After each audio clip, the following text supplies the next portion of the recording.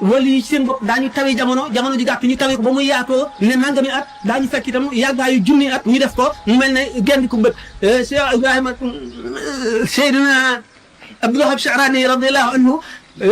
Cheikh Ali al-Khawaas mi nga xam ne moo doonoon sëriñam mas na koo fekk muy julli timis di nekk ci ñaareelu rakka bi tari fatiha ba tàmbali li ilaafi Quraysin Cheikh Abdul Wahab Sha'rani daal di tàmbalee ci bopp Baqara di tari ba fekk ko ci li ilaafi Quraysin yi te jeexalul ba wàccee te fekk àggalagul xam ngeen ne diggante boobu Cheikh Abdul Wahab Sha'rani tawi na ko ba mu yàggee nag fu ñu mën a wàccee alquran waaye ci ñeneen ñi ci des ñëpp ba ci ki nga xam ne mooy sëriñam di Cheikh Ali al-Khawaas mi ngi toll ci diggante boo xam ne mën nga cee tari li ilaafi Quraysin képp noonu la toll naka noonu la yonent bi sallallahu alayhi wa sallam waxee ne buñ naa ne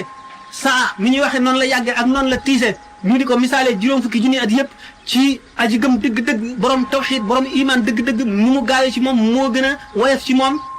waxtu julli maanaam julli yàggaayu julli ñaari rakka wala ñetti rakka wala ñeenti rakka ni ma ko waxee woon kon mënee su la